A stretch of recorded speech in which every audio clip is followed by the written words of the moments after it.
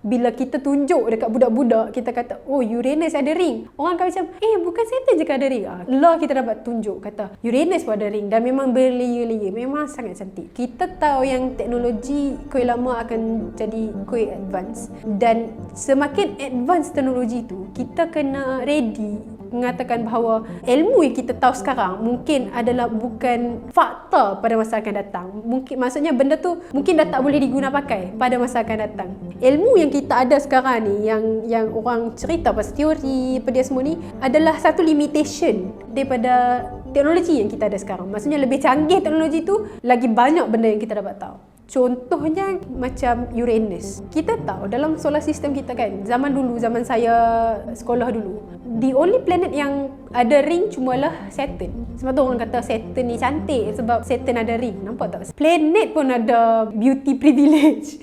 Tapi sebenarnya planet-planet lain pun ada ring juga. Bila kita ada Hubble Space Telescope sebelum James Webb ni kan, kita pergi tangkap gambar Uranus, kita nampak Uranus ada ring. Tapi dia tak nampak layer lah. Tapi kita dapat nampak Uranus ni ada polar dia, kutub dia tu ada macam kita juga ada kutub, sejuk, ais, dan dia ada ring. Kemudian kita tahu Hubble Space Telescope dia dah pencen. Tapi kita tak ada lah macam bila Hubble Space Telescope tu pencen kita stop kat situ dah. Kita sebelum Hubble tu pencen habis, kita dah start hantar James Webb Space Telescope kan. So James Webb Space Telescope pula dia cuba tangkap gambar Uranus. Dan kalau apa pergi tengok gambar ni, gambar tahun lepas, Uranus tu lebih nyata, lebih jelas, dan ais yang polar dia tu nampak lebih jelas dan lebih clear. Ring-ring yang ada dekat sekeliling Uranus tu pun nampak lebih clear. Bayangkan kalau gambar Hubble Space Telescope dulu nampak satu ring saja. Tapi dengan James Webb Space Telescope ni akan nampak berlayer-layer, yang mana bila kita tunjuk dekat budak-budak, kita kata, oh Uranus ada ring. Orang akan macam,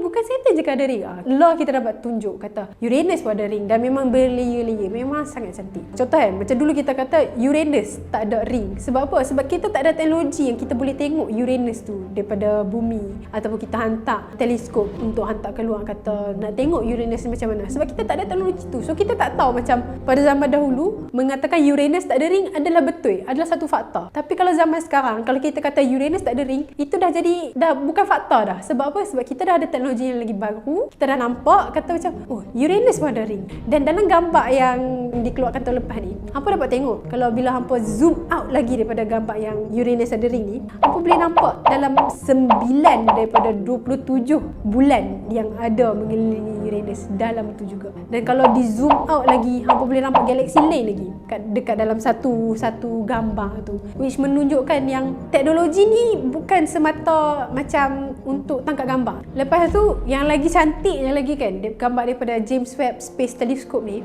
minggu ni dia baru keluarkan 19 gambar yang menunjukkan spiral galaksi yang baru. Dia bukanlah baru, mungkin baru kita discover lah kot, baru kita nampak kan. Dulu kita tahu yang galaksi ni ada 3 bentuk major lah, elliptical, spiral dengan irregular. Dan kalau kita tengok gambar-gambar galaksi ni pun dulu kan, dia cuma macam galaksi, lepas tu kosong tepi-tepi tu. Tapi dengan James Webb Space Telescope ni, dia nampak macam satu benda yang bersarang tau. Maksudnya macam, oh ini yang ada dekat outer space. Dan disebabkan gambar ni baru, tak ada lagi nak buat bacaan lebih mendalam tentang spiral galaxy ni. Tapi hampa boleh nampak dekat bahagian luar tu, dia macam ada branches tau, warna oren macam tu. Dan kalau hampa tengok dekat tengah-tengah dia tu, ada black hole. Tapi black hole ni dekat sekeliling dia akan nampak sangat cerah sebab dia terlampau aktif. Sebab black hole kan dia absorb everything, dia absorb energy. So energy yang ada semua tu, dia ada explosion and stuff. So sebab tu dekat tengah dia tu hampa boleh nampak distinguish lah